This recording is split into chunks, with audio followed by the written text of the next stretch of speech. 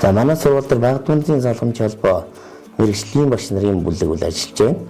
Энэ холбоо нь суралцах суурь чадварыг алдагдуулахгүй, өргөжлүүлэх суралцсны сэтгэл зүйн ачааллыг шаталтай насан зохицуулах хичээлийн агуулга арга зүй давхарлалгүй, тасралтгүй хөгжих, хоцрогдол суралцах зөрүү үүсгэс бол орчин сэргийлэх зорилттой багш нарын уялдаа холбоотой ажиллах сурагч бүрс доктортой ахиц гаргахыг зорилго тавин ажиллаж байна. Бага ангийн математикийн хичээлийн үнэлгээ доогуур үнэлэгдэж байгаа гол шалтгааныг илрүүлж төлөвлөлт гарган ажиллаж байна.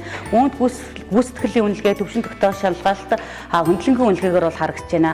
Ийм бага ангийн багш нар зах аргын нэгдлийн ажлаараа хилцүүлэх хийж тооцооллын суурь болох нэмэх хасах, үржих хуваах үйлдэлийн агуулга дээр төлөвлөлт гарган хосрогдлыг арилгах зорилгоор 1 сарын аяны ажил өрнүүллээ.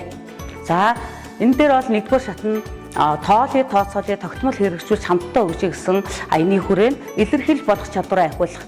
За энд нь багш нар заах арга зүйн туршлагаа түгээн дэлгэрүүлэх математикийн хичээл эхлэх бүр 5-8 минутын хугацаанд нэмэх хасах, үржих хуваах үйлдэлийг тогтмол хийж хөвшүүлэх, эцэг эхийн сургалтыг хийх, тараашиг материалыг багаар бэлтгэн хийх, илэрхийлж бодох ахицын дэвтэр хүүхд бүр дээр гарган ажиллах, анализ ахиц дүгнэлт хийнэ. За ингээд бага энэ аян маань бол 1-ээс 9-р ангийн сурагчид бол эцэгчийн дунд хэрэгжиж байгаа. Энэ аяныг бол математикийн мэргэжлийн хөгжлийн багш нар болон сургуулийн менежерүүд бол хариуцсан ажиллаж байна.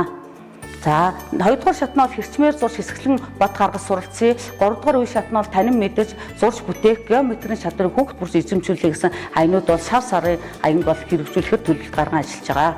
За ингээд 1-р шат буюу тоолын тооцоолоо тогтмол хэрэгжүүлээ хамтдаа өгч 1 сарын аянд маань болоод үйлдэлийн дарааллаар бүх ангиудаас төвшин тогтоох шалгалт авч суурьд төвшин тогтоосон энэ дээр сургуулийн дунд 64.2 та байсан бол сарын эцэст бол аянаа дүгнэхэд сургуулийн дунд 72.8% буюу 8.6 байр нэмэгдсэн байна.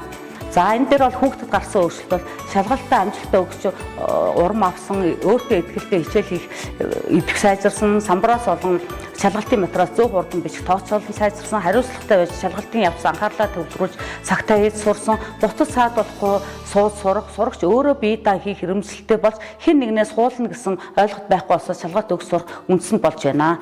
За дүгнэлт хэсэгтээ агуулгыг багасгаж төрөлжүүлэн үнэлгээ хийж цоцролтыг арилгах нь багш хүүхд бүрттэйгээ тулж ажиллах чиглэл нь тодорхойлж багшийн ажилд бол маш их ач холбогдол өглөө. Залуу багш нар маань нэмэх хасах, үржих хуваах үйлдэлийг сав нартай ойлгуулах шилдэг арга зүйтэй болж ахмад багш нартайгаа хамтран ажиллалаа. Амь бүрийн хүүхдийн бол ахиц болсон.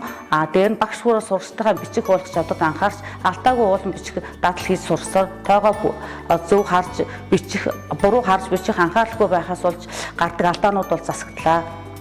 За бусдад саад болохгүй сууж зурах, би сурагч өөрөө бие даан хийх хэрэгэмжлэлтэй болж хэн нэгнээс суулна гэсэн ойлголтгүй болж байгаа нь бас маш үр дүнтэй болж байна. Мөн эцэгчүүдтэйгээ тухайн агуулгаас сургалт хийснээр тэд хүүхдээ болон охиноо гэрийн даалгавар хийхэд бол бэрхшээлгүй болж байгаад бас үр дүн төрж байна.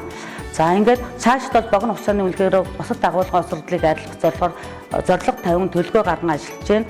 Мөн агуулга бүр дээр хэрэгжүүлдэг багшийн хамгийн сайн арга зүй түгээн дэлгэрүүлэх 2-р шат, 3-р шатаа бол амжилттай хэрэгжүүлнэ. За ингээд саяны авсан шалгалтын анализ анги мангаараа байна. Мөн анги бүр дээр гарсан яагаад хангалтгүй гарч байгааг хүүхд бүр дээр анги бүр дээр илрүүлэх нь харагдаж байна. Дараа нь эхний шатанд авсан шалгалт, дараагийн шатанд авсан шалгалтын анализ хүснэгтэр болон диаграмаар ингээд харагдаж байна. Мөн хүүхд бүрийг ахиц амжилтын дэвтэртэй болгож өдөр бүр хичээлийн өмнө 5-8 минутын үйлдэлийн дараа бодволтон хүүхдүүдийн маань илэрхийлж бодсон чадвар харагдаж байна. Мөн бид нар багш нар багаараа хамтран энэ үйл ажиллагааг явуулдаг секцийн ажил болон зах аргын нэгдлийн ажлын багш нар маань байна. Мөн эцэгхийн хурлаа, эцэгхийн сургалт болгон энэ үйл ажиллагаанд татан оруулсан үр дүнгээ өглөө. За дунд ангид бол аян болон хэрэгжүүлдэг байгаа. Жишээлбэл 6-р ангид энгийн батархаа бодож сурцгаая, 7-р ангид тэгштэл бодож сурыг, 8-р ангид айлгуурын батархаа томьёог хэрэглэж сурцгаая, 9-р ангид хавдраар тэгштэл бодож сурцгаая гэд сурагч болгон ахиц амжилтын дэвтэр гарган акцаа үнэлж ингээд тооцоолон ажилладаг.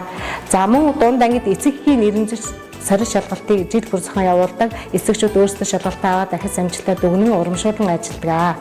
За ингэж эцэгчүүдийг сургалтандаа татан оролцуулснаар багш сурагч эцэг их гурвын хамтын үйл ажиллагаа сайжирдаг. Энэ бүх үйл ажиллагаа хэрэгжүүлсэний үр дүндээр математикийн анги нийтийн чанарын уралдаанд жил бүр амжилт гарган оролцдог байна. За ингэж ажилласнараа агуулгыг нь багасгаж төрөлжүүлэн үнэлснээр багш бүр сурч бүртээ тулж ажиллах боломж бүрдэж, суралцах чадвар хариуцлага бие даалт сайжран багш нарын арга зүй хамтын ажиллагаа болон эцэг эхийн дэмжлэг үр дүнтэй нэмэгдэж ирсэн.